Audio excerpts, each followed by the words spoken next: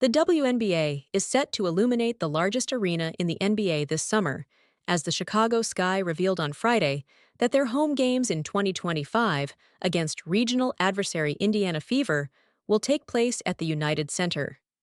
Accommodating nearly 21,000 spectators, the renowned venue for the NBA's Chicago Bulls will host its inaugural WNBA game on June 7th, with the Fever making a return for the second matchup at the United Center on July 27th. Fans of the Chicago Sky have continuously supported the team and the city, and we wish to honor their enthusiasm and commitment by bringing this thrill to a larger audience, stated Adam Fox, president and CEO of the Sky, in an official team announcement. This relocation from their usual venue, Wintrust Arena, which holds a capacity of 10,387, affords the Sky an opportunity to surpass existing attendance records for both the franchise and the league. The current record for the Chicago team was established during a 77-67 defeat to the LA Sparks in 2016, when 16,444 attendees set a franchise record at Allstate Arena in Rosemont, Illinois. The overall WNBA attendance record is held by the Washington Mystics, who narrowly triumphed over Indiana with a score of 92-91 in front of 20,901 spectators at the more spacious Capital One Arena last September. The forthcoming games in Chicago will constitute the second and third encounters between the Sky and Fever, scheduled for the 2025 WNBA season. Energized by NCAA rivals turned 2024 WNBA All-Stars Angel Reese and Clark, the two teams are set to compete 5 times throughout this season, with Indiana hosting 3 of those contests. In addition to the aforementioned record-setting match against the Mystics, Indiana contributed to 2 other WNBA games in 2024 that surpassed the 20,000 attendance milestone.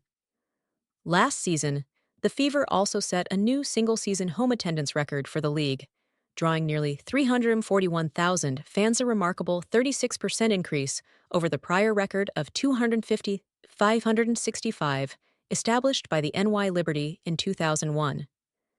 Anticipating the Indiana supporters to once again turn out in force in 2025, both the Mystics and the Sun, similar to the Skyhave, relocated their upcoming home games against the Fever to larger facilities. Washington has designated the 14,000-seat CFG Bank Arena in Baltimore, Maryland, for these matchups, while Connecticut is scheduled to face Indiana at the TD Garden, the home of the NBA's Boston Celtics. Clark, observing the waning shot clock, executed a crossover to her left and attempted a long-range three-pointer over the outstretched arm of DeWanna Bonner. The result was an airball. As Clark collapsed onto the floor of Mohegan Sun Arena, the star of the Indiana Fever expressed her discontent to the referees. She believed that Bonner, the defensive powerhouse of the Connecticut Sun, impeded her landing space during the three-point attempt. Clark fervently requested a foul call, to which Bonner strongly disagreed.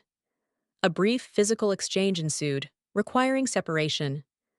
This incident, during Game 2 of the first round of the 2024 WNBA playoffs, unfolded in mere seconds as both athletes embodied the fierce intensity reflected in one another.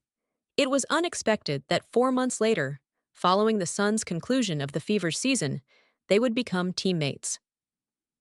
"It's the playoffs, so the emotions are intensified and the tension is elevated," stated Bonner on Monday.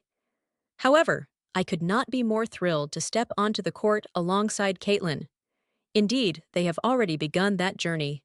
Clark and Bonner, the Fever's most prominent free agent acquisition this offseason, partook in an on-court training session on Monday in the Fever's practice facility, just hours before it was modified to include a platform and numerous seats for Bonner's introductory press conference. Clark was seated in the front row, sporting a somewhat bashful grin as Bonner referenced their prior postseason altercation, which, given the competitive nature of both players, is unlikely to be their final disagreement as they collaborate. "That's precisely what you desire. You want your teammates to exhibit the same competitive spirit as you," expressed Clark. "I believe training camp will be highly enjoyable. Indiana Fever's DeWanna Bonner on her altercation with Clark. It's the playoffs, so emotions are heightened, but I couldn't be more enthusiastic about stepping onto the court with Caitlin. To witness what she has already accomplished for this league and for this organization is quite remarkable. Pisakers, twitter.com, M5ALOUTWMR. Alongside Aliyah Boston and Kelsey Mitchell, Clark leads a youthful all-star ensemble in Indiana that gained considerable attention last year. Following a challenging 1-8 start, the Fever concluded the regular season at 20-20, marking their return to the playoffs for the first time since 2016. Bonner had a direct experience of the Fever's revival during the playoffs. As she contemplated her choice to depart from the Sun, who have undergone a significant roster overhaul and are in a complete rebuilding phase, one thought prevailed above all others. "I aspire to secure another championship," articulated Bonner, a two-time title holder with the Phoenix Mercury. "I aim to return to the finals." Bonner is convinced that the Fever, which she praised as a driven group, affords her the optimal opportunity to achieve that goal, and the alignment felt undeniable. New Fever COO and General Manager Amber Cox, who had previously collaborated with Bonner in Phoenix, described her as a definitive future Hall of Famer. Coach Stephanie White, who coached the Fever from 2015 to 2016, guided Bonner for the past 2 years in Connecticut before they reunited in Indiana. Additionally, Bonner's young twin daughters, Callie and Demi, urged their mother to select Indiana, as it is merely a few hours' commute from their home in Tennessee. "I realized from the outset that all the connections pointed to Indiana," indicated Bonner, who signed a 1-year contract with the Fever. "However, I was left pondering, should I pursue this? Should I not? But then I reached out to Amber and expressed, 'Okay, I'm committed,' and I shed a few tears." Aside from the personal relationships, Bonner articulated that the competitiveness of the Fever rendered them more appealing compared to other franchises. Bonner, age 37, also acknowledged that upon signing, she would be uniting the latter stages of her career with Clark's unparalleled rise in the sport. During Clark's remarkable rookie season, she established new benchmarks for both single-game and single-season assists, leading to her selection for the All-WNBA first team. Additionally, she became the first rookie to achieve a triple-double, accomplishing this feat on 2 occasions. This is the point guard with whom Bonner, who holds the record for the most playoff games played in WNBA history, aspires to vie for a championship in 2025. The same point guard who has emerged as the leading figure in the sport. "I do not believe I need to compel her to become any player other than who she inherently is," Bonner remarked regarding Clark. "Entering this league is inherently challenging, particularly considering her journey.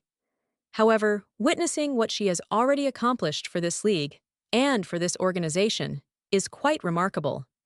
Such exemplary achievements are rarely seen in rookies. Therefore, I hope to ease her journey as much as possible."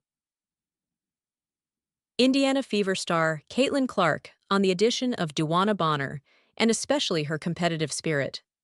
Bonner, who is poised to begin her 16th professional season, comes off 2 successive All-Star selections and her 6th overall.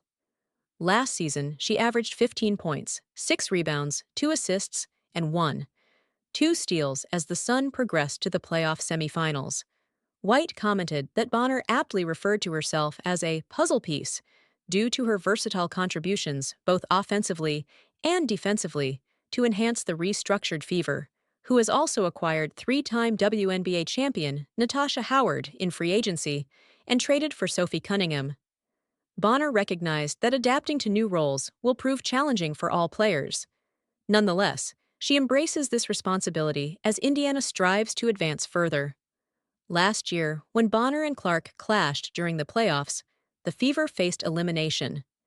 This year, as teammates, their objective is to ensure that all other teams are defeated. The manner in which they emerged and contested, nearly securing the second game, in the first round last year, illustrates the caliber of players they possess and the vision they aspire to achieve, Bonner expressed in reference to the Fever. And personally, I am driven by a desire to win. Winning has defined my identity throughout my career, and I do not anticipate regressing.